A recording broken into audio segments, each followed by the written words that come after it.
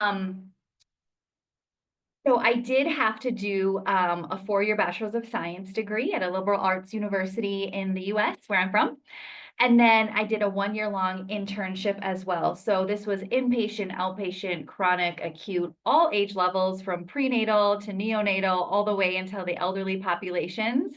And then I had to sit a national board exam. So you'll see it says Ashley Kibutha RD. That means that I'm credentialed. Um, Yes. Ashley, sorry. They're requesting that you change the mode to slideshow. Oh, okay. File, let me see here. Um, oh, Yeah, okay. bottom right. Yeah, Got it. oh, the top. Yeah. Okay, Okay. perfect. Is that better? Perfect. Thanks. Yeah. Okay, awesome. Thank you. So credentialed, the RD means registered dietitian, which means that I had to take a national board exam to be certified. So did that in the US and Kenya and have been in practice for about 15 years. So again, everything is science-based. I can't say that enough because there is a lot going on out there. It's overwhelming. It's stressful to me. So I don't know how you guys do this, but it's like every day, every second, we're being bombarded with something else, a new health fad, a new way to lose weight, what our weight should be, what we should look like, what we should be at this age. Um, and I'm just going to keep it real with you guys. A lot of it is absolute garbage and not accurate and not true. Okay. Sorry to be so direct, but that's my goal here is just to cut to the chase and, let you guys know the truth about things. So we are overwhelmed with all of this stuff. So let's break it down. There's a lot of demonizing, shaming, sexualizing of food and bodies, and marketing it in a fear-based way. So if you eat this, you're going to get cancer. If you eat this, it's bad for the environment. If you eat this, you're going to look like this. Here's what you should look like. All these things I was alluding to. So we talk about clean food. Well, then does that say the rest of the food is dirty? But dirty implies like mud and dirt. It's free from. So if it has gluten, does that mean gluten's bad for me? It's free from GMOs. Does that mean GMOs are bad for me? All these things, free from salt, free from sugar. So it gets very overwhelming, right? So when we're making decisions at the supermarket or what to feed our family or what we should have, it's like, geez, where do I even start? Then we have girl dinner. Okay. So you're a girl, so you should eat this way. Really? And then there's also this cherry picking of research articles, where they pick one statement out of a 200-page document, and that's the gospel, and that's what everybody should be doing. So again, lots and lots of misinformation and cherry picking. So what is it doing to us? I mean, we're absolutely, I don't even know how to say it, just tied. Absolutely, our hands are tied. We don't know which way to turn. We don't know what's right. We're obsessing over the scale. We're obsessing over what we're eating. It's becoming a stressful affair. It's not fun. So there's a lot of stress and anxiety around this. And then when we add in the health component and, adding in this perimenopause and menopause stage of our life as well, it can be even more overwhelming. So my goal today is to also help you have a healthy and positive relationship with food. So let's start out. I know this topic is about metabolism. So again, I talked about everything being science-based. So this is from Harvard School of Public Health. I think we can all agree that's a very legitimate source. I have the link at the bottom of my presentation and you can read the entire article. But basically what it says is that our metabolism doesn't change much from age 20 to 60 years old, that is. So, previously it was thought that our metabolism changes so much, from our 30s, when we hit 30, when we hit 35. And I will say that maybe a little bit, but not as much as we thought. So not even like 1%. So it's even less than a percentage. But more of what impacts our metabolism is what we're eating, what we're not eating, what is our body composition, muscle mass to fat mass, what is our stress level, how are we sleeping? So those things are way more impactful on our weight than our metabolic rate. I bet a lot of us are really surprised to hear this. But this is good news because what this tells us is we actually have a lot of the power. We actually have a lot of these things in our control, right? We can control our sleep. We can control what we eat. We can control when we eat. So that I would say is exciting. And let's really empower ourselves again with this correct information so we can make more informed choices. All right, so what actually supports our metabolism? If I was in person, I would be asking for volunteers, but I think that this is hard to do virtually. But I'll tell you some of the things I've heard, and you can be thinking out loud some of the things, or thinking to yourself some of the things you've heard. I've heard cayenne pepper. I've heard cayenne pepper pills. I've had a turmeric tea drink. I've heard lemon. I've heard lemon eats away fat. Cabbage juice is now something we're hearing a lot about. Celery juice was a thing. I'm not sure if people are still doing this or hearing about this, but basically every day there's a new way to increase your metabolism, okay? But I would always say, where's the research to do that? And if these things worked, we wouldn't constantly be looking to a new solution every other day, okay? So what does support your metabolism according to science? More muscle. The more muscle you have, the higher your metabolic rate. The more calories you burn just sitting. Me giving you this presentation, if I have a higher muscle content than my neighbor next to me, I'm going to burn more calories and have a more active metabolism just sitting here because of that muscle, okay? So body composition is a big deal. And when we hit, 30, 40, our muscles slowly begin to break down, okay? So it's important that we do what we can to maintain that muscle and even continue to build that muscle, okay? So I would say that's why we're seeing the change in our metabolic rate or feeling the effects, maybe gaining weight, is because we're losing muscle mass. So our metabolism isn't what it was because when we were younger, because we had more muscle mass, right? So now maybe we have to work a little bit harder for it. I also find that many women in this age group do not eat enough because they're unhappy with their weight. They've gained weight. So they think restricting calories, restricting carbs, being very choosy about food groups is going to help them lose weight.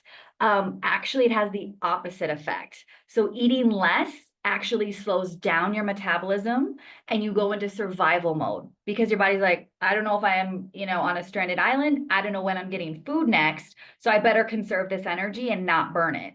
So there's actually a hormone response in your brain that triggers leptin. That leptin then triggers your thyroid, which then triggers your metabolism to slow down and conserve. So eating less is not the answer.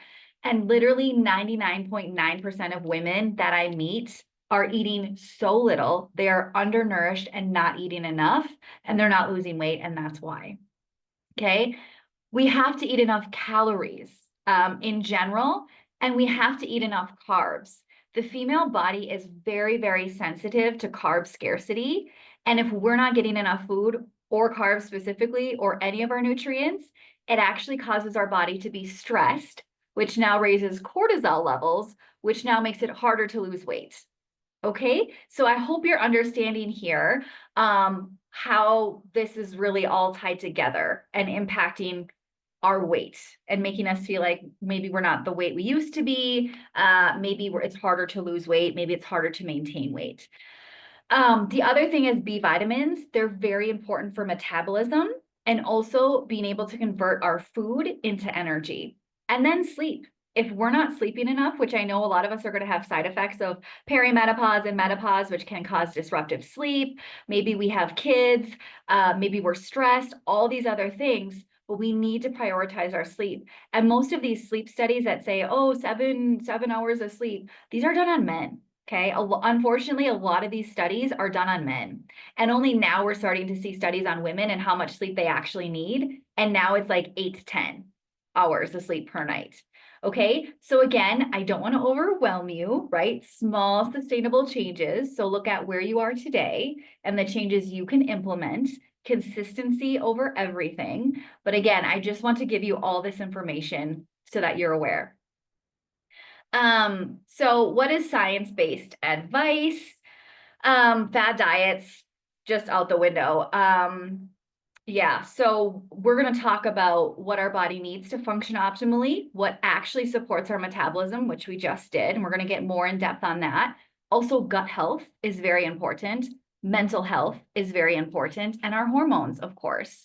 And then we're going to wrap it all up into what our daily practice is and what our meal examples. So what does this look like? How do we make this our reality? Okay, let's see if I can. Okay, there we go. So the truth about fad diets, and probably a lot of us can relate to this, is we're so excited and we think about this. I think about this January 1st is right around the corner. So probably many of us, or we're being targeted for sure, start this diet, keto diet, I don't know, carb free, low fat. Gosh, you guys probably know more of these recent diets than me. Personally, I can't keep up. But you start this diet and then you're so restrictive. You're feeling deprived, you're feeling tempted, you're having cravings because you're being so restrictive, and also your body is not getting what it needs. Those cravings are your body talking to you, okay? Your body's very smart. And then you give in, and then you feel so guilty, and then you have low self-esteem and poor confidence, and then you feel like a failure, and then you go binging, and then you go start the next diet, okay? So this is not nourishing our body. So if we want our body to function optimally, we need to nourish it optimally, okay? You know, if you have this beautiful Range Rover, are you going to put the cheapest quality petrol from, I don't know, some random gas station and do oil changes once a year? No, you're going to take premium care of that baby, okay? Because you've invested in it. So do the same with your body. And fad diets, they're going to fail, promise you. And most people, again, stats are really high. If you do a fad diet, you try it, you lose weight, okay, I promise you're going to gain it back and then some. That's just the cycle of how it works. So again, no to fad diet. So when we lose weight too quickly, we're actually losing muscle, not fat. So that further decreases our metabolism. Our body goes into starvation mode, which further decreases our metabolism. I already mentioned all the things that are on this slide. And then your body senses, I'm not getting enough nourishment. So it sends out hunger cues and cravings. So you hopefully will eat more because your body's like, I can't function. I don't have enough. So again, very survival mechanism, which is not what we want to be in. We want to be thriving. Sorry, I don't. Okay, so what is a fad diet? So how can you spot this? It is actually impossible for me to literally write every single fad diet down because there's going to be 5 new ones tomorrow, and especially with the new year coming up. So here's what you do. Promises quick and easy weight loss. If it's too good to be true, I promise you it is. Okay, nothing happens overnight that's worth it. Requires little to no physical activity. Okay, that's where most of our benefits come from, you guys. A lot of us get mental health issues at this time, with anxiety, depression, which is possible with all these hormone changes we have going on. So physical fitness and physical activity actually helps us relieve stress. Personally, that's why I exercise. Number one reason is my anxiety. Also, we're helping to lower our cholesterol, control our blood sugar, build muscle to increase our metabolism, increase our longevity. So if you're not exercising, you're also not getting all those benefits. If you're eliminating an entire group of food, I don't care if it's carbs, okay? If it says, nope, we avoid carbs, we avoid meat, we avoid dairy, we avoid fruit, we avoid legumes, we avoid these lists of vegetables. You have a good list and a bad list. No, all food, everything in moderation and proper portion. And again, having a healthy relationship with food is also very, very key. What else? Yeah, okay. I think I went through the rest of this. So risks associated with fad diets. I have talked a bit about this. You guys can see the screen. Yeah, I've talked about this actually. I'm going to skip through that. So other risks that are associated with fad diets, nutrient deficiencies, guys. I'm very concerned about this. So if you're not having dairy, I'm worried about your calcium and vitamin D. Also protein, also vitamin K. If you're not getting fruits and veggies, real worried about fiber. And fiber, you guys, is the food for the probiotics. So we're so concerned about probiotics and fermented foods. Awesome. Probiotics are a living thing. It means they need food to survive. and grow and multiply. And that's what keeps our gut health in check, and then our greater immune system and body. So if we're cutting carbs and fruits and vegetables that give us fiber, how are we going to have good gut health? You see, people that are talking about this are just giving you one-liners. They're not giving you the big picture. Folate, potassium, vitamin C, you know, a lot of us talk about, okay, doing a skincare routine now at this age and that sort of thing. And what's the number one thing? Vitamin C. So why would we put it on topically, but not consume it orally? How does that not make sense? Do we not build from the outside or from the inside out? Protein foods, you know, we're missing out on protein, iron for red blood cells, oxygenating our body, zinc for immune system. There we go. Magnesium, which is so important. And many women, as we age, we get low in that. And by taking magnesium at night, we actually sleep better. So again, have your magnesium levels checked. But if you're not eating some of these foods, you're gonna be at risk for that. Whole grains, again, fiber, B vitamins for our metabolism. So without these good foods, you're not going to be thriving, okay? You're going to be barely surviving, and that's no way to live, especially when we know we can do something about it. Now, if you have an allergy or an intolerance, that is a different case, or religious preference or cultural preference, that's a different case, and I want to be respectful of that. But if you're just doing it in the name of health or losing weight, that's not an accurate reason. So what does our body actually need? So if you see the plate here, this is how our plate should be at breakfast, lunch, and supper. And then we should have snacks on top of that. That's how you support and increase your metabolic rate. You keep your body out of starvation mode. Do you see this pie chart on my screen? So you'll see that the light blue is carbohydrates. These are based on a percentage of our daily caloric intake. So over half of your daily calories should come from carbohydrates, including if you're trying to lose weight, including if you have diabetes, including if you're at risk for diabetes, okay? We need carbs. Next highest is fat. The Mediterranean diet, we've heard so much about it. It's ranked the healthiest diet in the world by all these medical journals. I actually studied abroad in Greece and Italy for a semester. So I actually lived the Mediterranean lifestyle. It's amazing. It's phenomenal. Anyways, that is a high fat diet. High fat, okay? We talk all about anti-inflammatory diets. Guys, guess what that is? Heart healthy fats, okay? And lots of fruits and vegetables. So when people throw around these words and these phrases, I want to ask them, do you actually know what that means? Because what you're promoting actually doesn't mean that. And then protein is actually the least percentage of our calories, okay? This is not to say protein is least important, carbs are most important. No, they're all equally important. They're all equally important macronutrients to have every day at every meal. But the difference is the amounts that we need them. That's the difference, but they're equally important. Carbs. Okay, eat your carbs, please. Fiber, good for gut health, good for constipation, keeping you regular. Having your variety of this, carbs are a plant. So it's also funny when people say, I eat plant-based, but they avoid carbs. Well, carbs are plants. Also doesn't make sense. They have B vitamins to support metabolism. If we don't eat carbs, our blood sugar will get too low, okay? We won't have energy. We'll feel very lethargic, probably headaches. If you don't eat carbs and you don't have that, your body has adapted. And an adapted state is not a thriving state. It is a surviving state, okay? We don't want to be there. We want to do better than that. And people that have diabetes and don't eat carbs is actually very dangerous, especially if they're taking medication and insulin, because their blood sugar could get too low, and literally they could have a stroke, a seizure. It's very serious. So carbs are absolutely necessary.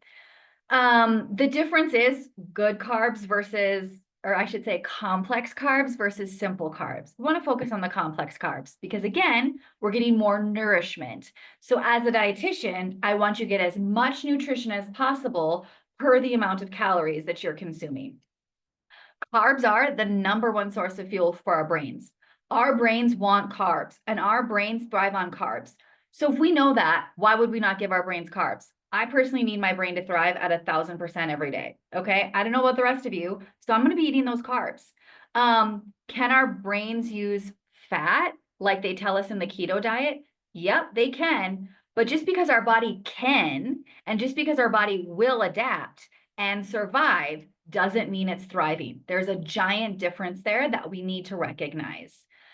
So our brain needs at least 130 grams of carbs every single day, just bare minimum. Okay. And I would say on average, we need about 200 grams per day. What else here?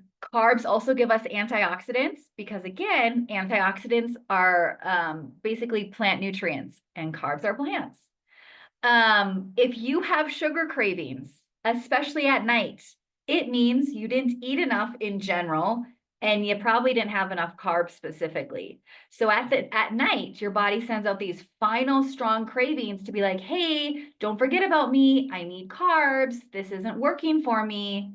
Okay. And we think there's something wrong with us. No, it's just what we've been told about nutrition is incorrect, and we're not eating appropriately for our body. Again, your body is very smart and it's talking to you. So my recommendation below is for people trying to lose weight, people in general, women, people with diabetes, people with gestational diabetes, all of it, okay? It's consistent carb intake, 45 to 60 grams of carbs per meal, per breakfast, per lunch, per supper, and 15 grams of carbs per snack. Always with a protein, because that's how we do our think about the plate. And then at snack time, we always add a protein. Now protein, our next thing. So again, eating protein prevents our muscles from breaking down and helps to build muscles, okay? So we want to strength train, remember, to support our metabolism. It's for growth, tissue repair, immune function. Protein is the building blocks of our antibodies, hormones, enzymes, hair, skin, DNA synthesis of new cells. It helps us feel fuller for longer, okay? So we should not have to feel hungry or feel starving to feel like we're losing weight. I know that's probably what a lot of us have been taught. Oh, feeling hungry is really good. It means you're losing weight. It means your body's eating fat and using it for energy. Not really. So we want to make sure that we're feeling full and satisfied. Protein also helps to balance blood sugar. And I want to say this is very, very important. So our bodies can only absorb 25 to 35 grams of protein at a given time, okay? Based on science, the rate at which our gastrointestinal tract can absorb protein molecules is, I know the number off the top of my head, but it's not going to make sense. But the point is, your body, you can't increase your protein absorption rate, okay? I don't care what supplement they told you to take, it's literally not possible. You're just damaging your kidneys, okay? So you'd rather have 30 grams, 20 to 30 grams of protein at breakfast, at lunch, at supper, and 5 to 10 at each of your 3 snacks throughout the day. Awesome. You meet your protein goals. You don't overdo it. You don't overwhelm your systems.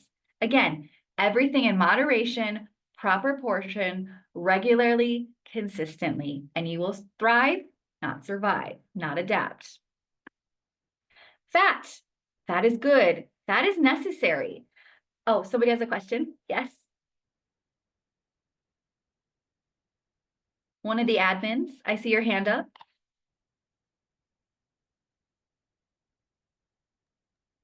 No question. There's no question. Okay, sorry. Yeah.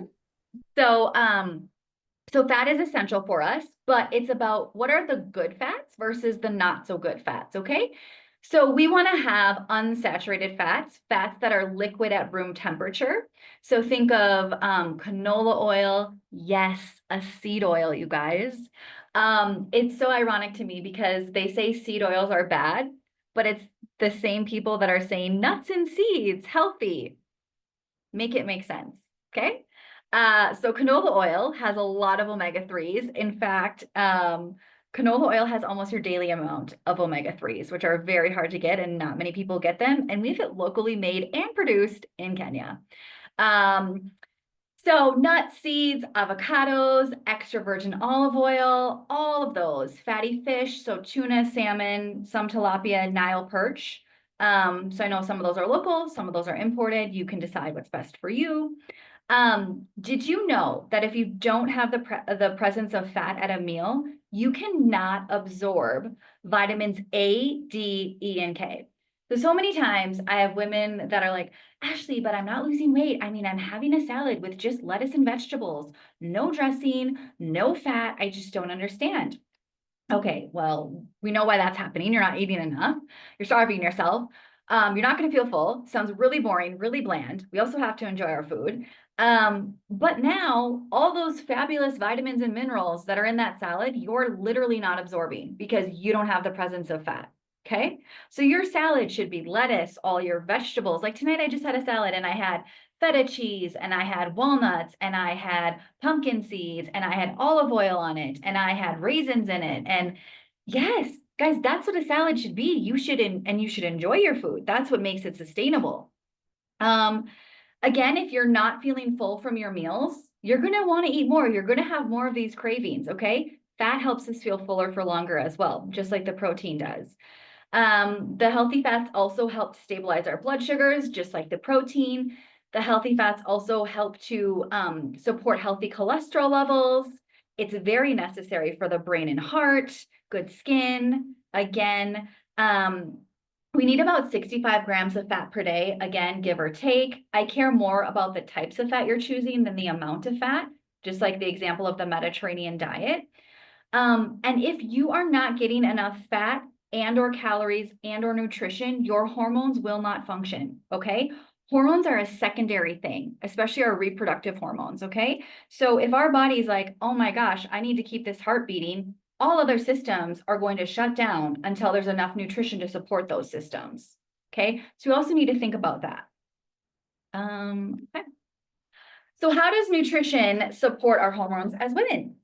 So no single food will treat a hormone imbalance. I see a lot of this.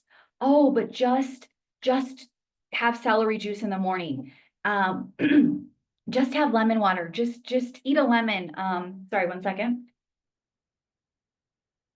They oversimplify it. It's not that simple.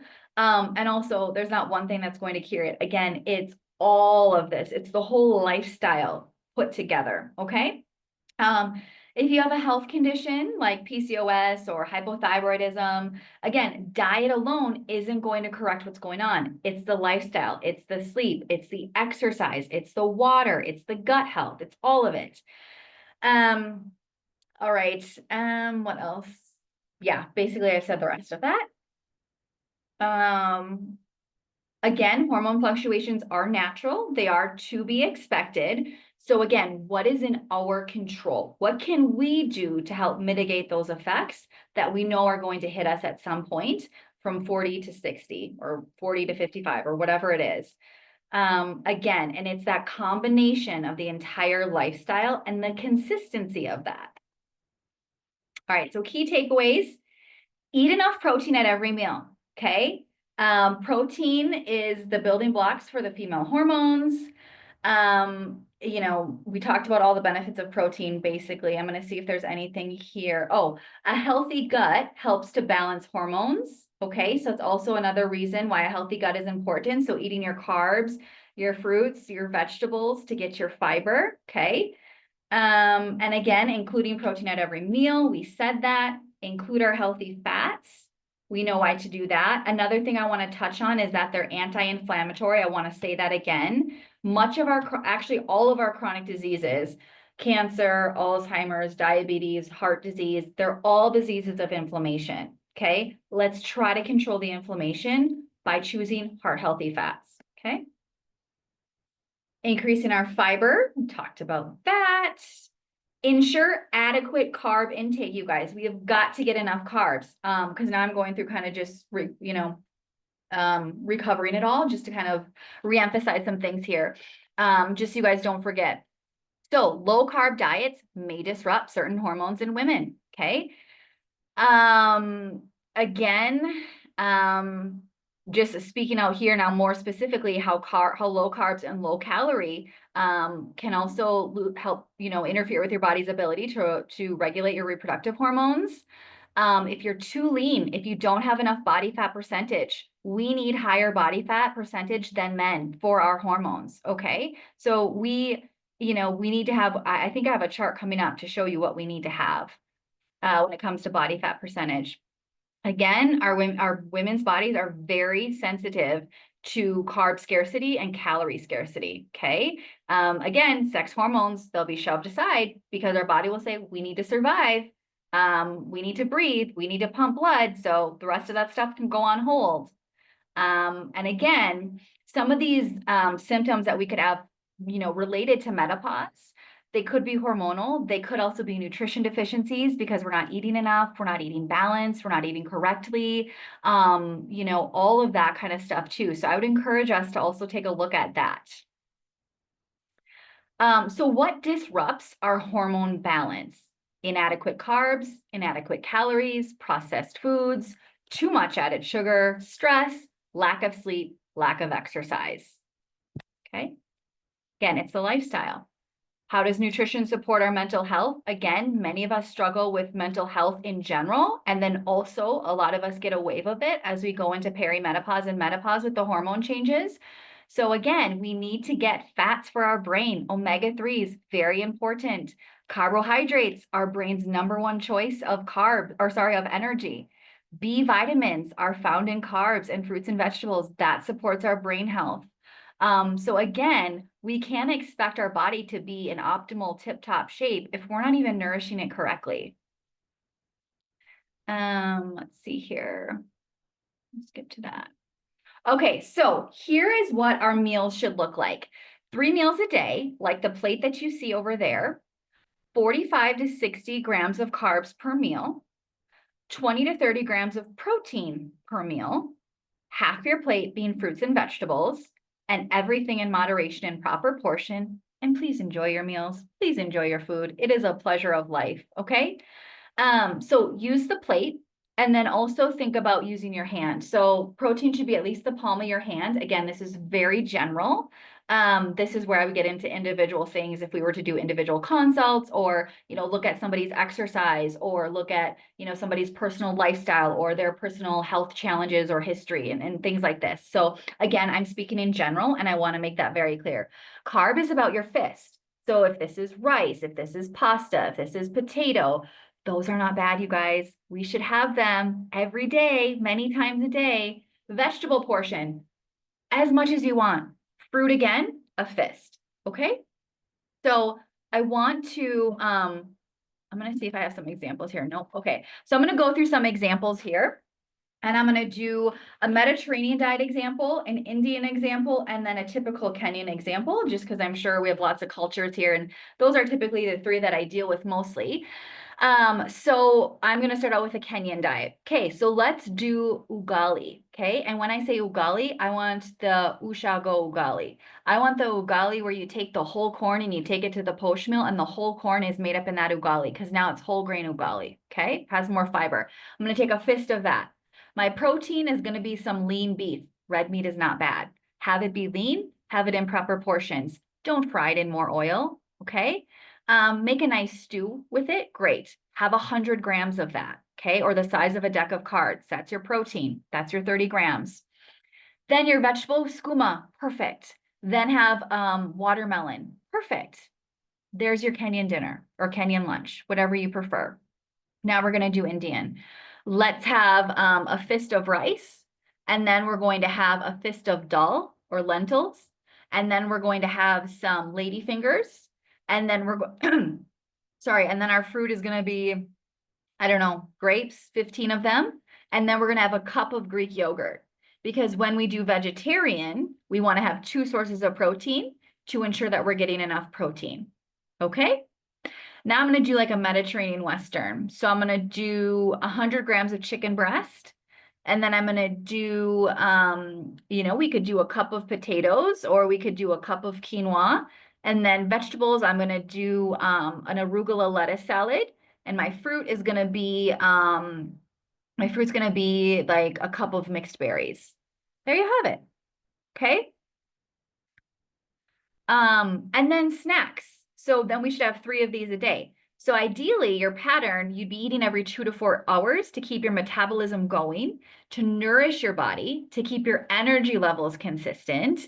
Because I always see eating opportunities as my chance to just blast your body with nourishment. Okay, so I want as many occasions as I possibly can. But we know this also supports metabolism, food cravings, et cetera, blood sugar balance, all of it.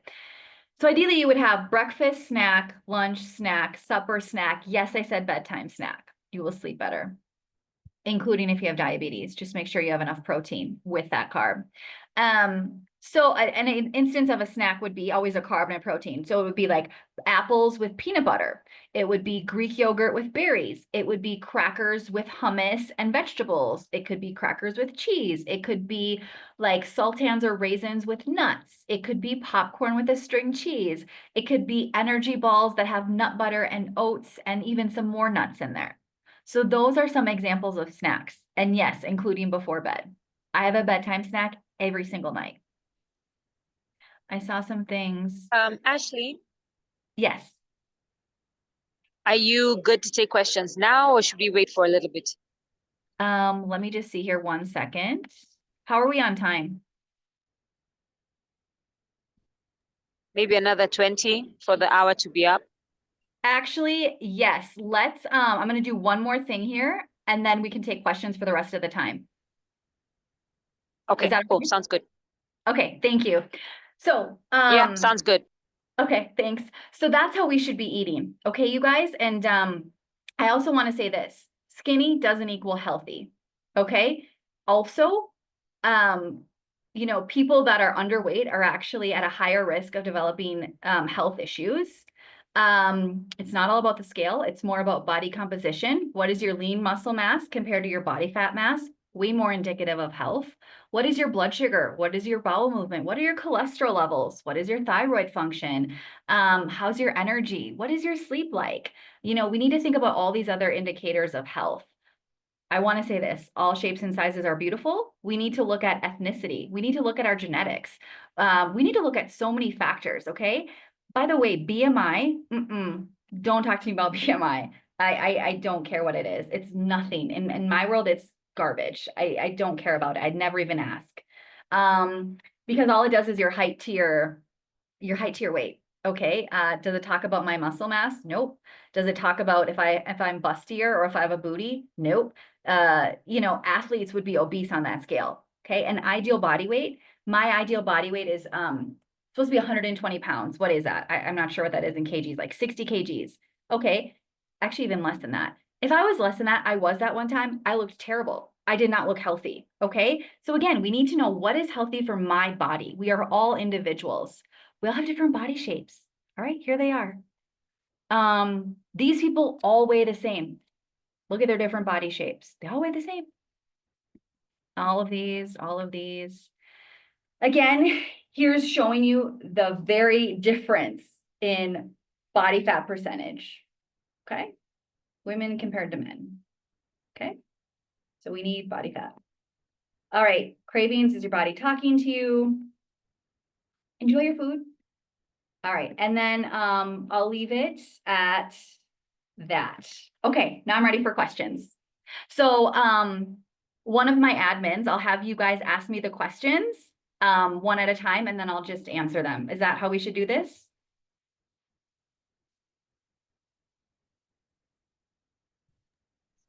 Okay, so the first question is, hi, Ashley, I have low protein. Whenever I do body composition analysis check, so yet I take proteins. Kindly guess on the best sources of proteins.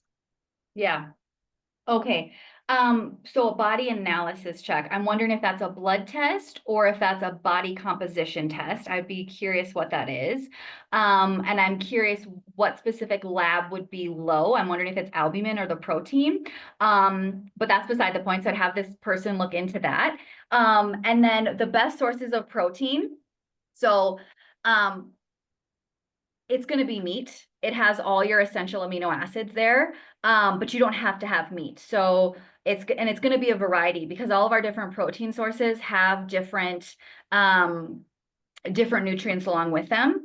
However, beans, lentils, nuts, seeds, cheese, Greek yogurt, milk, all of those things are also going to be great sources of protein as well. And you can absolutely be vegan and vegetarian. Tofu is another one. You just have to make sure that you're getting enough protein. Just having a protein food on your plate does not mean you're getting enough. It's all about the portion and then what else you're eating in your entire day. So that's also really important. And then what else did I want to say on that note about protein? Yeah, so if you're vegetarian, I would say always choose or vegan, always choose the two sources of protein at each meal and make sure the portions are proper. And then on that note, when it comes to milk, please note that only soy milk and cow's milk have protein. All the other alternative plant milks do not have protein. I think I'll Okay, leave that. thank you. The next question is, can one do water instead of snacks? So water is not supporting your metabolism. I want you to drink water for a million other reasons, but by saying I'm going to drink water to like stop my hunger or to, you know, suppress my hunger, that's not going to support your metabolism. It's not going to give you energy. It's not going to, you know, give you the blood sugar that you need. So no, I would not recommend that. I would say water in addition to a snack and water continuously throughout the day. What are your comments and thoughts on intermittent fasting and 1 meal a day? Okay, thank you so much for that. So intermittent fasting is a hard no for me. So intermittent fasting is, you know, you're going long periods of time without eating. And remember, we talked about the longer we go without eating, our blood sugar levels drop.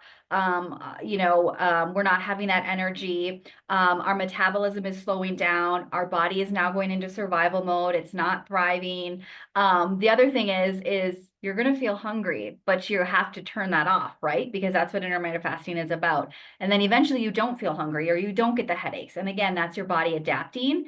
Now, for women specifically, this is not recommended because when we're in this fasted state, it's very, very stressful to our bodies, which is only going to make our hormone situation worse, our weight management worse. The other thing is when you eat 1 meal a day, then you're like, hey, I didn't eat anything the whole day, so I can just binge on this. I can eat whatever I want. I can go to have a pizza. I can have a burger and chips and do all these sorts of things. So then you've overdone it on your carbs, you've overdone it on your protein, you've overdone it on everything. And then the other thing is now I only have one tiny window or 1 meal to get you all your nourishment for an entire day. You can't be nourished in 1 meal. Thank you. What is the most advisable time to take the last meal of the day? We are advised not to eat at least 3 hours before bedtime and no carbs after 3 p.m. in the afternoon. Also, what are your thoughts on protein shakes?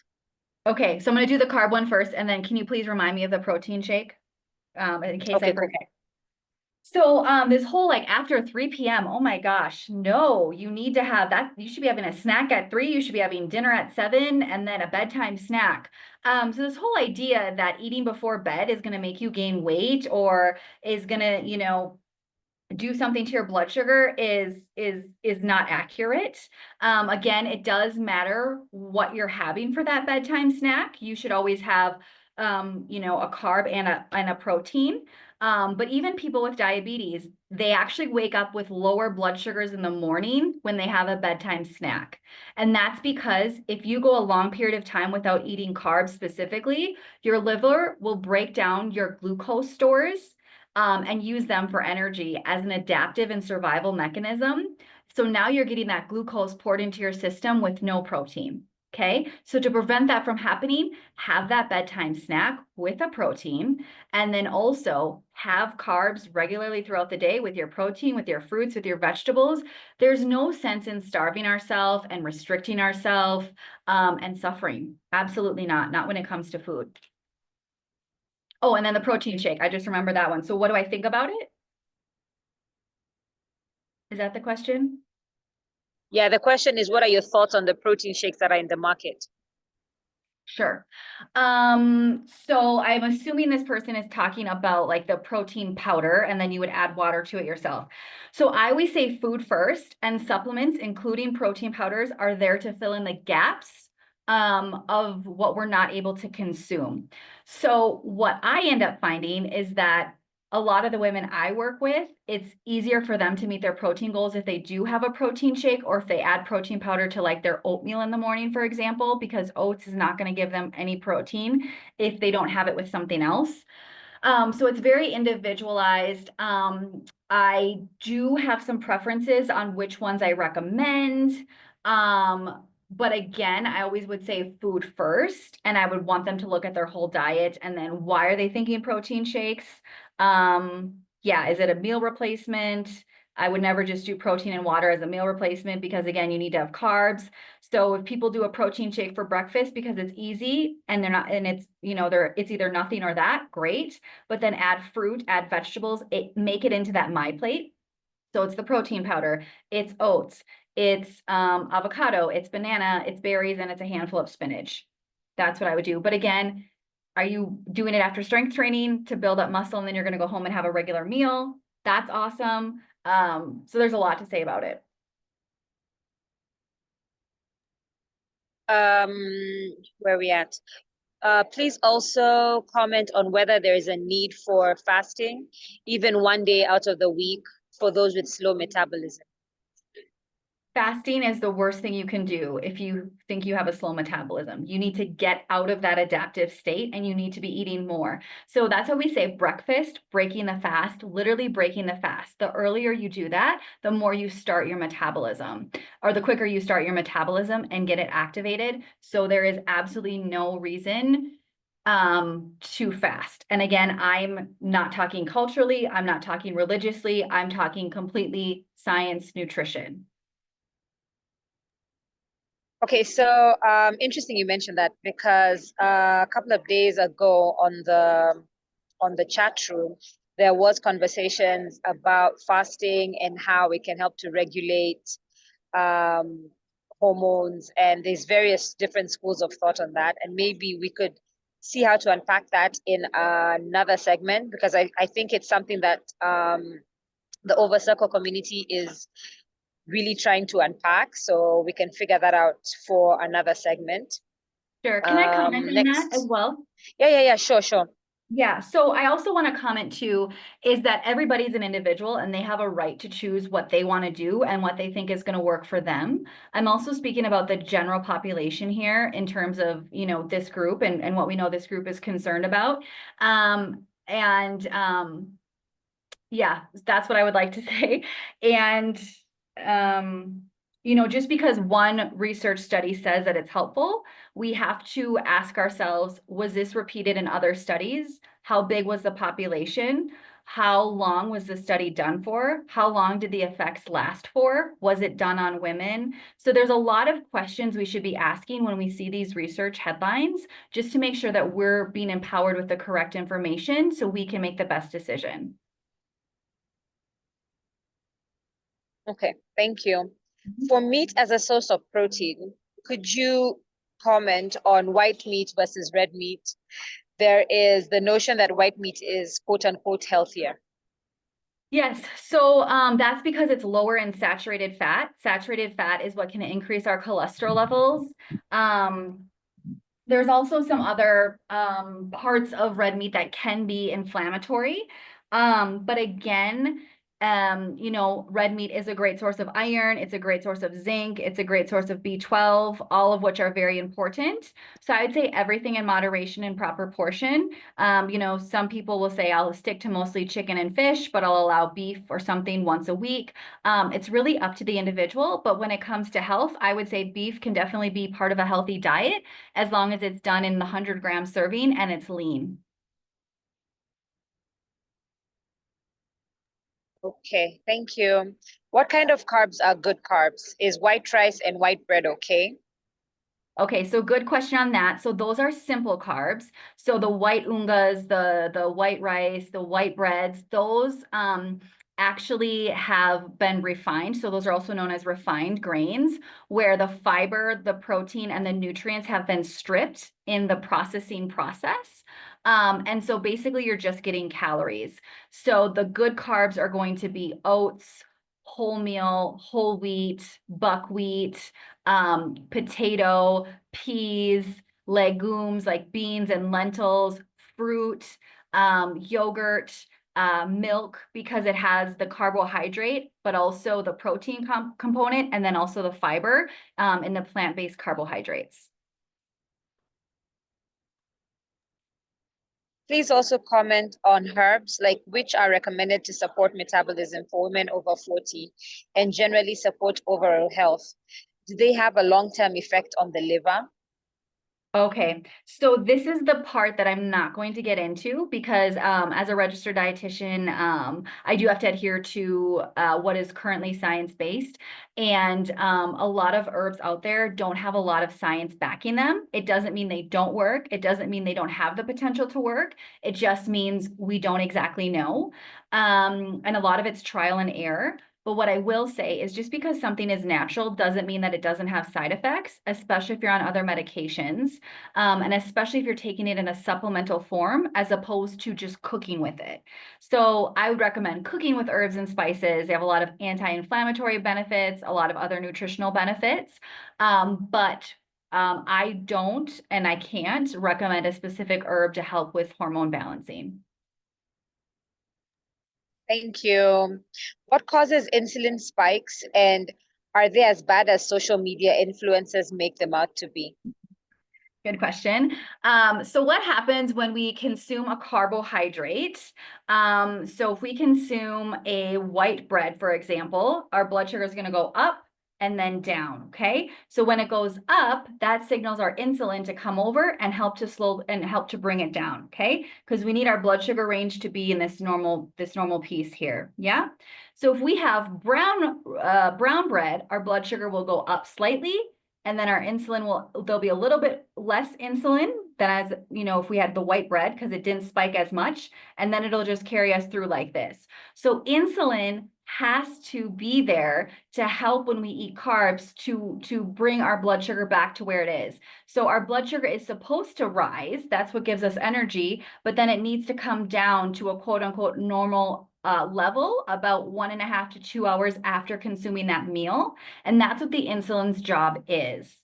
Now, what social media does is they blow it up and they say insulin is a fat storing hormone, okay? And then they only talk about that and they absolutely overemphasize on that. So no, this is a good normal process that's happening. If you're overeating and you're eating too many carbs and you're eating the wrong types of carbs, then we need to look at what's happening. But if you're eating healthy, balanced, having the good carbs and with protein, you shouldn't have to worry.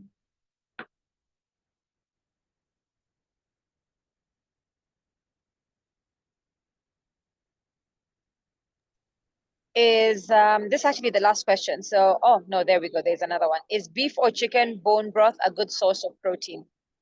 Yes, so beef is actually better. It has more protein in it, but the chicken bone broth does have protein in it. It's going to vary. It varies a lot on is it stock or is it bone broth?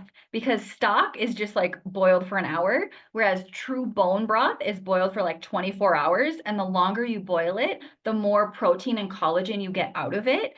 And so, yes, you will get protein from the chicken and beef bone broth. But if you're looking for more protein, I would say the beef bone broth, I mean, it does have more protein in it and more collagen, which is a protein. Okay. Where are we? What are your thoughts on Ozempic as a weight loss tool?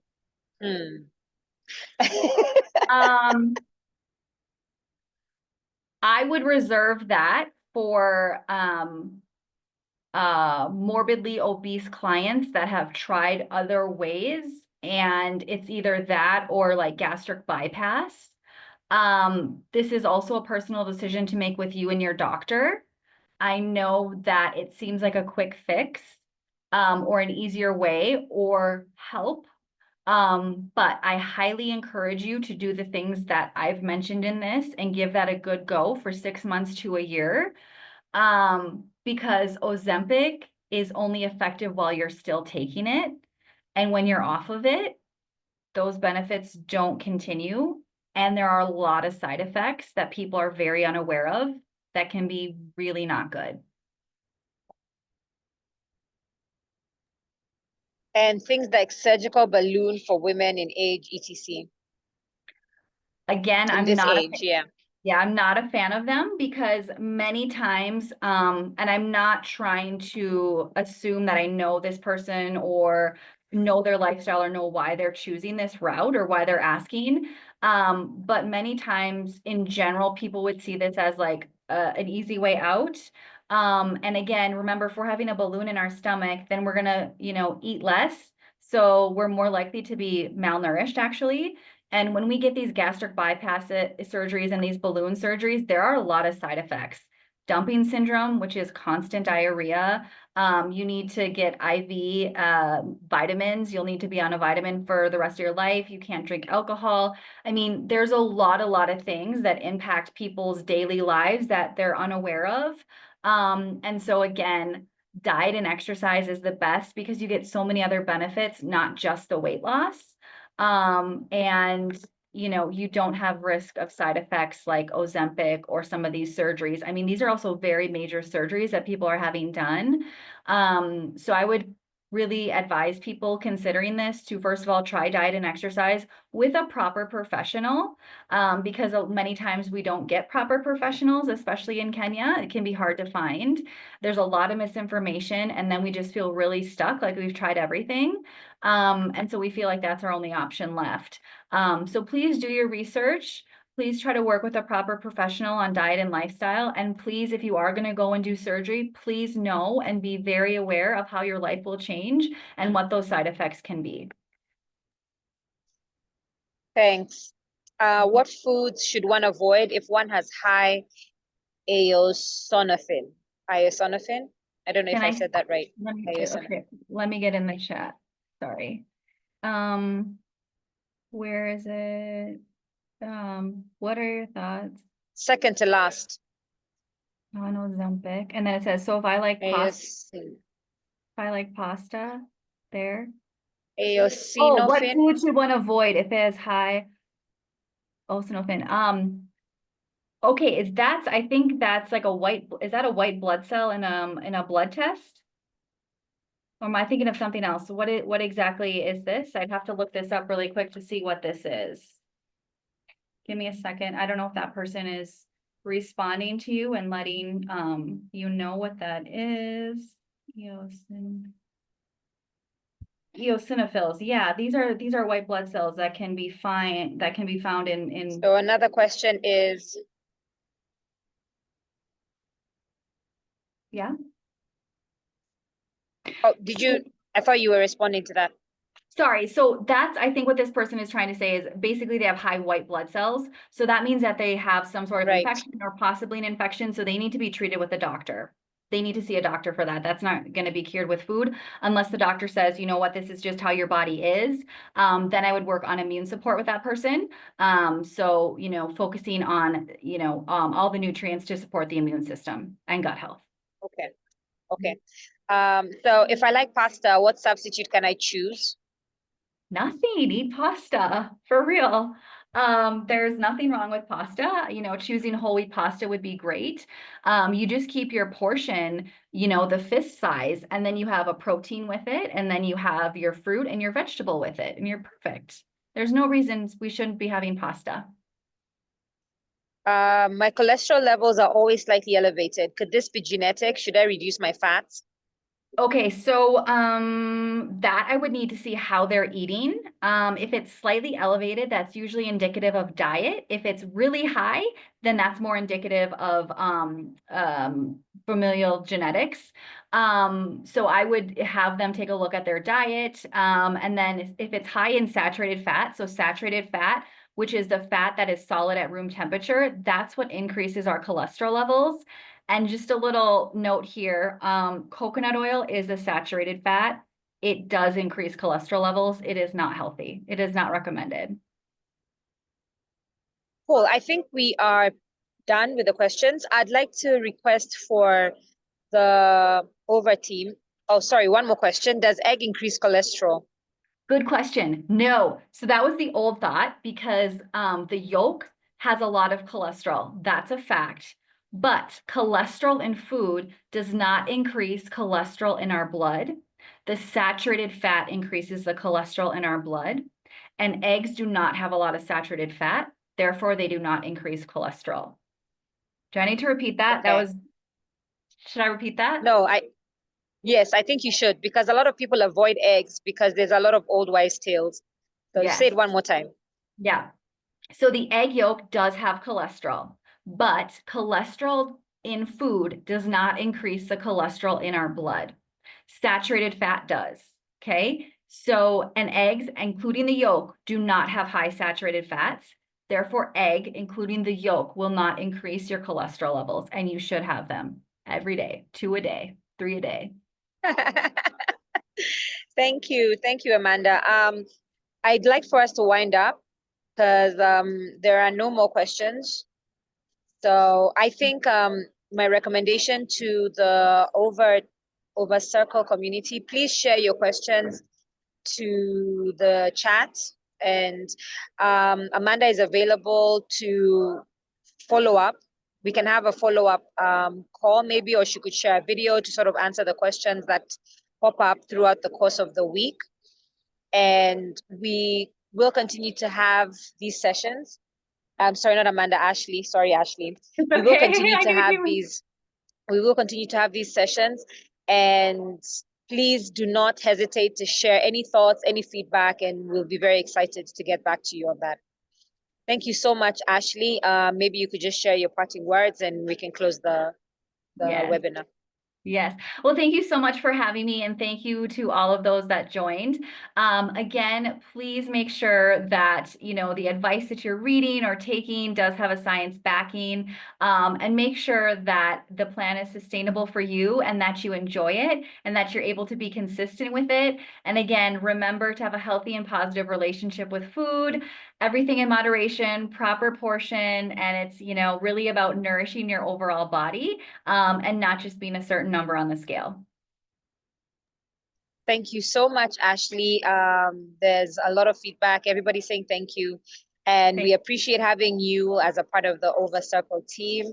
And we're looking forward to learning from you and engaging with you.